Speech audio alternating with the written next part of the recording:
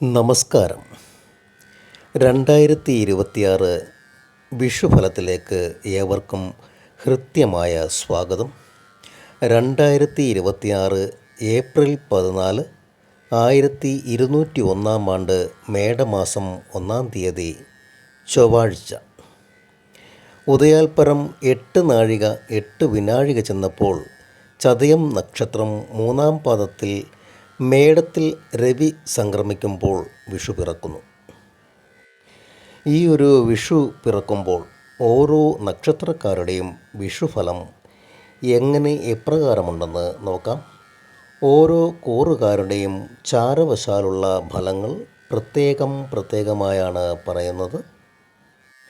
നിങ്ങളുടെ ജീവിത രീതിയിൽ അല്പം കുറച്ചൊക്കെ മാറ്റമുണ്ടെങ്കിലും ഏറെക്കുറെ കൃത്യമായ ഫലങ്ങളാണ് ഇവിടെ സൂചിപ്പിക്കുന്നത്.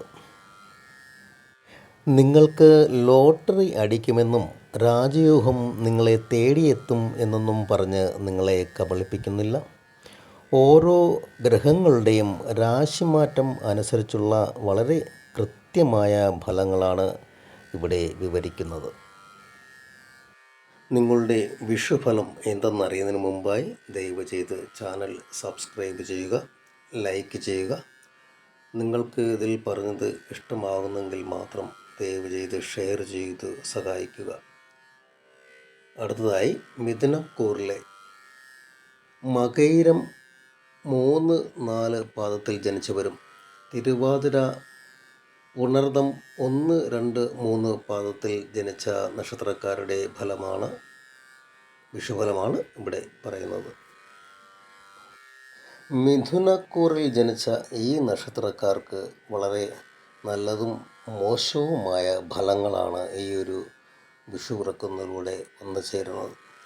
ധനപരമായ ബുദ്ധിമുട്ടുകളും, എന്നാൽ ഒരു ജൂലൈ മാസത്തോടെ ആ ബുദ്ധിമുട്ടുകളൊക്കെ മാറുന്നതുമായ ഒരു സമയമാണ് ഈ ഒരു വിഷു പിറക്കുന്നതിൽ വന്നു ചേരുന്നത്.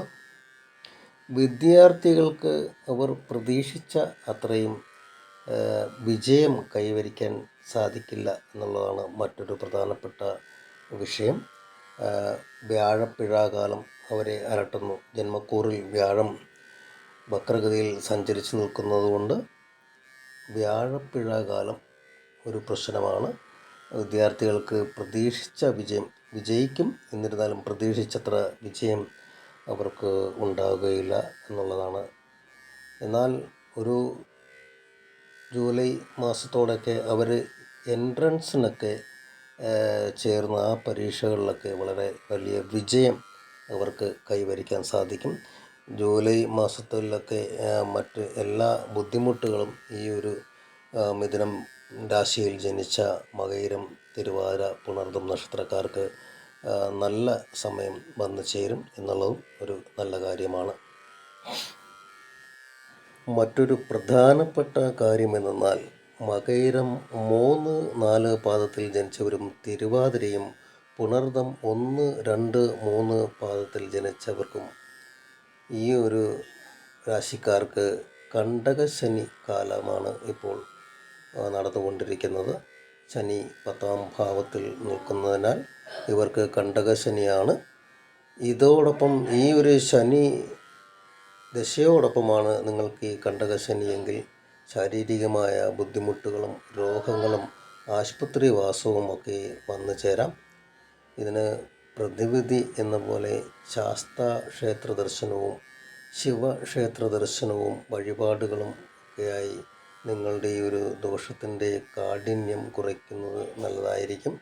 അതുപോലെ തന്നെ വിദ്യാർത്ഥികളുടെ വിജയത്തിൻ്റെ ആ ഒരു വിജയത്തിളക്കം കുറയുന്നതിന് മഹാവിഷ്ണുവിൻ്റെ ക്ഷേത്രത്തിൽ നെയ്വിളക്കുകളൊക്കെ കത്തിച്ച് പ്രാർത്ഥിക്കുന്നതൊക്കെ നല്ലതായിരിക്കും. നിങ്ങൾക്ക് നല്ലത് വരട്ടെ. നിങ്ങൾക്ക് വേണ്ടി പ്രാർത്ഥിക്കുന്നു. നല്ല ഒരു വിഷു ആശംസകൾ നേരുന്നു.